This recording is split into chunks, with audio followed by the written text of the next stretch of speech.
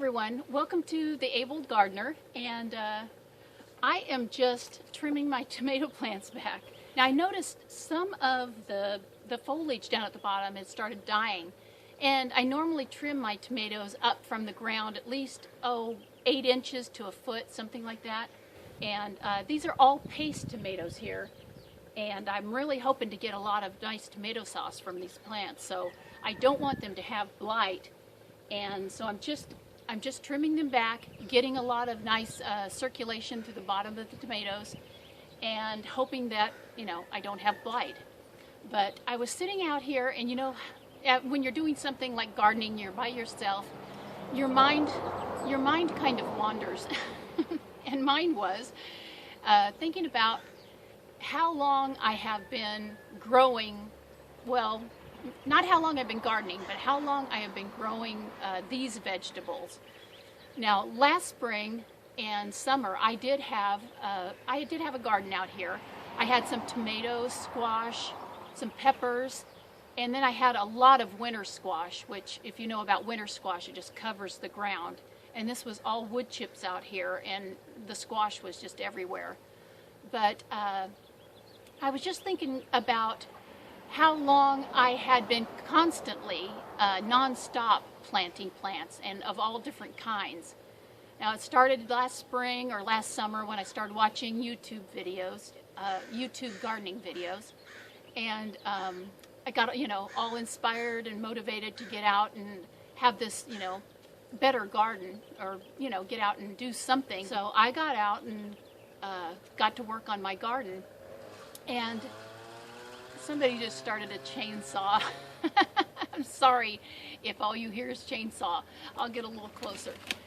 Anyway, I did buy myself a greenhouse and put it in my garage so that I could start seeds all year long and, all through the winter. So So I am blessed to live in an area where I can garden all year long. We have mild winters, and as long as I have a hoop house up, on a bed, on one of my garden beds, something like that, I can have lettuce and kale and spinach and, all the brassicas, and then some other plants too. Anyway, I was just thinking I need to take a break from planting seeds or planting plants. I've got enough here now, and I did plant some squash last week just to extend my squash season, because, you plant squash in the springtime, and then the plant is dead after a month or two, and then you have no more squash. So I tried to space mine out, like I would plant some every 2 to 3 weeks. So I have plants around here that are producing now, some that are just putting on flowers, and all the way down to some that are just little babies that just came up that I planted, like I said, a week and a half ago, something like that. So I decided to take a break from planting any more plants and just water the garden and enjoy the fruits of my labor. Because when you get to the point where you're planting seeds and you forget to put a little tag in saying what the plant is, or you have to wait until it comes up to see what you've planted, then you have been planting too long. Now, a lot of you out there may have gardens all year long, every year, and that's great, but I've never done it before, and it seems like it's been a really long year. Anyway, I've got enough, growing here now to feed me until sometime this fall, and then in fall I'll start planting seeds for a fall garden. Anyway, that's what I was thinking about, and I wanted to take you on a tour of what the garden looks like today. And one thing I will do is I'm going to insert a little clip of what my garden looked like last fall when I started my YouTube channel. I think it was sometime in October, and of course everything had been dying by then anyway, but just to give you a view of what everything looked like in October of last year. So I'll let them do their chainsaw next door, and I'll get on with the tour. Maybe they'll turn it off. Oops, forgot my hat. Hey guys, this is Kim out in California, and thought I'd get a real quick video out to you guys this week. I've taken so many and haven't really gotten one put together and out. So I thought I'd show you what my garden, main part of my garden is looking like. This is the garden bed that is, it's one of the newer ones, and I gardened in this bed all winter long. I had a hoop house on it, and I had a lot of kale, spinach, and romaine lettuce down at the end. So all of that is gone, and I believe all the spinach is gone now. Okay, so what I have going on the end of this bed now is a lot of sorrel. I didn't think it was going to come up, and then it was one of the things that got mislabeled. So I had to identify it after it came up. I had no idea what it was. I tasted the leaves, and I thought they were extremely bitter. So I didn't think it was anything that I should eat. I thought it was a flower, something that I planted just for blooming, and or just to attract bees. But no, that's sorrel, and you can eat it. And underneath here is borage. I don't know how to pronounce that. Anyway, I have a couple of borage plants coming up down here. That was the other thing that got mislabeled. So just a lot of leafy things that I had to figure out what they were.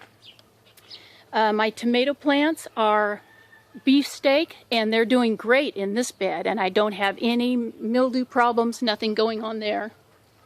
And on the other side of the bed where the lettuce was, I now have tomato plants, I have winter squash, and I have some comfrey that came up. So I have some nasturtiums, some forget-me-nots. Did put in a bed for a little tree, and it's a chase tree. Some squash came up, volunteer, in with the dirt that I put in to plant the chase tree. Back in the other bed that's made with landscape stones is a pineapple guava, and it has grown since I put it in. I also filled it up with compost from out of the compost pile, and I see I have a little volunteer squash coming up down here. I'm just going to continue to let that grow because these ornamental cabbage will be dying really soon, and so this little squash can continue to grow. So the Hardenbergia, I haven't gotten it planted yet, and I was going to plant it up against the fence. So the Hardenbergia will have to wait and maybe be planted later this fall. Looking back here, none of these beds were here last year. Actually, I only had 3 beds, and now I have 8. So 5 new beds were put in, and 3, the 2 in the back and 1, I don't know where my finger is, 1 in the far back. They had a green manure planted, and that was just, different beans and peas and clover, and it grew up to about 1.5 feet tall, and then I cut it back and dug it into the soil. So all those beds have really good soil in them. So going through these beds, there's just a lot of different plants. I've got a yellow scallop squash growing down here on the end. I've got probably 5 or 6 Marglobe tomatoes. And here's some winter squash that came up. And when something comes up in my garden, I usually just let it grow. I mean, I don't like pulling out little plants that come up. I know if they're volunteer, you can just, rip them out of the ground, but I kind of hate doing that. Now, from winter time, I do have some Swiss chard left over. So this is the only thing I believe that is from my winter crops that's left over is the Swiss chard. And, I've cut it back several times, and I don't take the roots out. So I'll cut it back and eat it, and then it just shoots out more from in the middle. So this is lasting a pretty long time. Over on this section, I've got what's called straight 8 cucumbers, and they're just the long, skinny, dark green cucumbers. And then on the other side, what I have is the little lemon cucumbers, and those are really great for making bread and butter pickles. So if you can see this lemon cucumber down here, that's about the size they are right now. So they're not quite big enough to make pickles or to put in a salad. They're a little small, but I have had them just coming out here. I'll take one and I'll peel it and I'll eat it for breakfast. On a previous episode, I had a huge squash plant right here, and it was an early scallop squash. And it was just covered with just the little tiny early scallops. And it started producing them really fast. And I probably got a good 20 to 25 squash off that plant.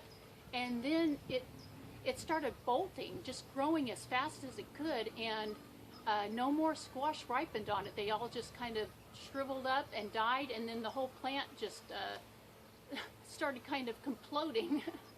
And so I pulled it out. It just wasn't doing anything anymore. It wasn't growing and it wasn't producing fruit. So I took it out, and I had a lot of peppers just in different beds around the garden, and they weren't doing really well because of all the squash growing up around them. So I just made this area as my pepper bed, and I transplanted them. They did really well. Actually, a few of them, like this one, has little flowers on it, so I'll be having some peppers here pretty soon. So let's go look at the rest of the garden. So looking back toward the house from, let's see, down here where I pulled the squash out, I have a bed that had herbs in it, and it was in one of my original beds, and it still has herbs, and it's got various squash plants and a tomato plant. Now the big squash that's on the end, let me see my finger, right here, is producing 25 and above squash already, and it's still going. Now this is a cross-pollinated squash that I've grown for the last, I don't know, 3 or 4 years. And it's a combination between a zucchini and some other squash. I'm not sure which one, but they're not long and skinny and dark green like zucchinis. They're a little bit lighter green, and they have a little bit larger base on the end. Now I pick them when they're about 4 or 5 inches long. I don't let them get too big. This one I am keeping for seed because I like to grow this squash. It's really tasty. Like I said, it's a cross between a zucchini and something else. But this is my seed one. It's why I'm letting it grow so big. And that's why I have it marked right here. When the flower opened up on the female end, I pollinated it before a bee could get to it. And then I put a little zip tie around the flower and just left the flower on there. Well, the flower has since fallen off, and I still have it marked on this end as to this one is the one that I pollinated, and this is the one that I'm going to let grow for seeds. Other than that, the squash, let me grab one here.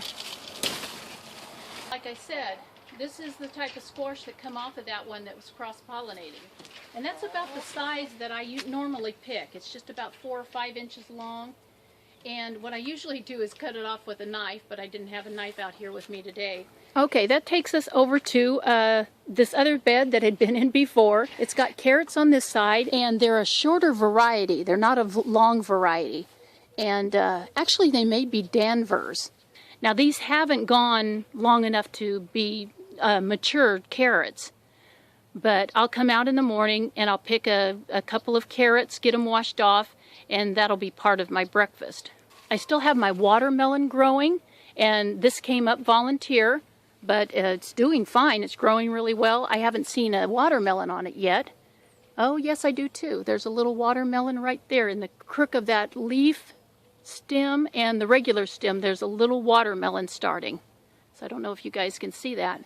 But I just lay him out here on top of the carrots so he gets a lot of sun, because I know watermelon's like a long summer and a nice hot summer. In the bed behind the carrots, I had planted what I thought were bush beans, and I had them labeled bush beans, but as you can see, I had to put up a big trellis. I'll step back a little bit because the trellis had to get really big. I put one up, and then I had to add to it because instead of being bush beans, they turned out to be pole beans, and that's fine. I like pole beans too.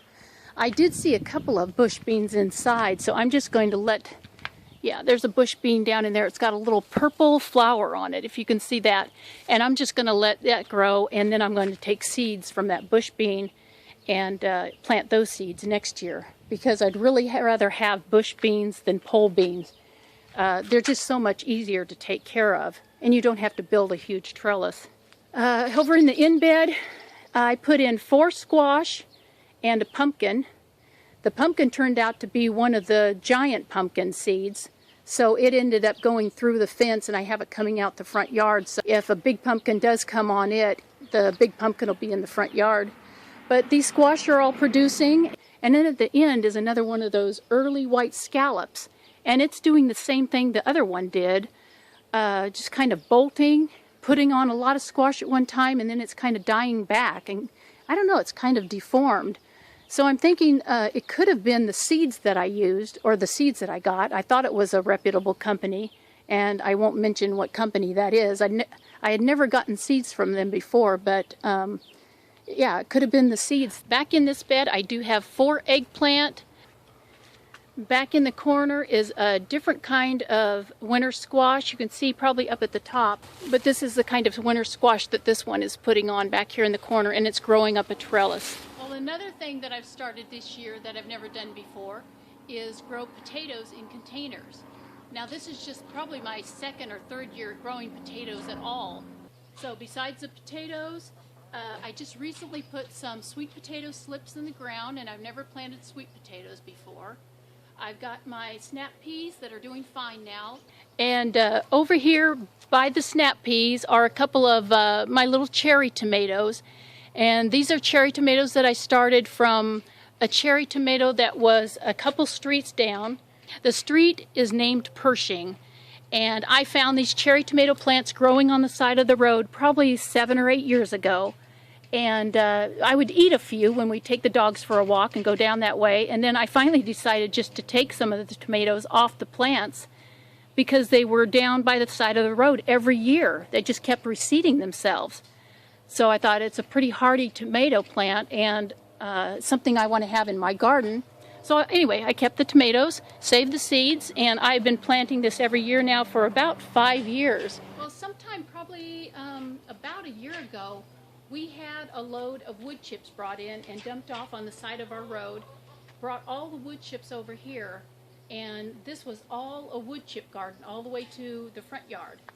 So most of the wood chips are still left in the back, and I'm waiting for another load to show up for this year because the wood chips, what they did was they composted into the ground and made the ground nice and mulchy underneath. But now I'm ready for some more wood chips to put on top of that, and then I think that would be enough. Just a couple years of 4 to 6 inches of wood chips broken down, and it's going to make some nice soil underneath. But let's go over to what's left of that wood chip garden over in the corner, and I'll show you what's growing over there. Okay, back in the corner in this little wood chip garden, it does get afternoon shade because the trees that are growing over here on the other side are getting, well, I can't go up to, yeah I can almost go up to the top. They're getting taller and taller every year. So in the morning, there's more and more shade over on this side. I've got some tomatoes and squash. I just put in some new tomatoes. These are both pumpkins, and I believe these are the Amish pumpkins, the ones that I'm going to be making pies and pumpkin bread out of. Got a winter squash growing over here. Another winter squash. They look like they need to be watered. Some eggplant over here. Now all of these have just been put in the last month or so. They're not really tall. These 2 tomatoes I think were put in probably a month and a half ago. The rest of this just needs to grow up and just needs to get a lot taller. And of course I've got the chickens over here that are cackling. And then in the middle of both gardens, what I have is what I call the children's garden. So what this whole area was here was nothing but just bare ground. What I did was I took some compost and laid it down, and I took my little rototiller and tilled the compost in a little bit and raked it out flat. And then I told my grandson I wanted him to make up plans for a children's garden. I gave him a little pad of paper and a pencil, and he drew out plans for the children's garden. And I gave him some stepping stones and we planted some flowers and a few plants in here. And now all I do is water it. The garden has a lot of different things in it for the kids. So just, I don't know, I pick up little frogs or little gnomes or, things like that, or little frogs. I stick them in the garden so they know when they come over they can go through the garden and they look to see if I put anything new in it. Well, when I planted the potatoes, I had also planted some roots someone sent me, and believe it or not, I thought they were sending me some jicama roots, because they had sent me seeds and roots, and we had only discussed jicama. Well, come to find out, the roots were not jicama. I believe the roots are sunchokes. So if you guys see that, if you know that these are sunchokes, let me know. I've never grown those before. I've got rhubarb growing in this pot, and they're doing really well back here in the shade. They get sun in the morning, shade in the afternoon. And then I have 3 up front with the strawberries. Hey everybody, welcome back to my garage. And I don't think talking about gardening for the past year would be complete without showing you my garage and where I did most of my gardening through the year, because this is where I planted most of my seeds, started my seeds in my little greenhouse behind me. So all through wintertime and the cold weather, I was in here planting broccoli and kale, spinach, lettuce, just all the different brassica family, so I could take them outside and get them planted. So I was in here a lot of the year. So for any of you who haven't seen any of my previous episodes where I was sitting right here and planting seeds or composting, I was in my greenhouse and just taking care of all my plants before I got them outside. And the greenhouse is pretty shut down for right now, for summertime. I do have a few plants in here. I did turn the lights off for you guys so it wouldn't be shining in your eyes. But all I have in here right now is one avocado bush, another little plant that needs to be, I think, kept inside. But I do have a lot of dwarf lemon tree seedlings coming up. And the reason I have so many is because someone gave me some really large lemons off of a dwarf lemon tree. And I thought, well, I'd like to have, you know, at least 1 or 2 of those dwarf lemon trees. So I planted some of the seeds. And I'll probably make a video on how to grow lemon trees, because all the seeds that I planted, every one came up. And that was 16 seeds. So I have 16 lemon trees. Well, you guys, I really appreciate you going on this little tour with me around my garden, and just to see how far my garden has come in a whole year's time. So it's time for me to just kind of sit back, keep the garden watered, watch it grow, and harvest from all of my plants that I've planted throughout the year. And so I won't be planting anything else until this fall, when I start planting for my winter crop. Anyway, I'll stop right there and just say goodbye. I'll see you guys later. Bye-bye. Well, look who decided to bloom. That's my new hibiscus plant. Isn't that pretty? I'll have to get another one of those. Bye-bye, you guys.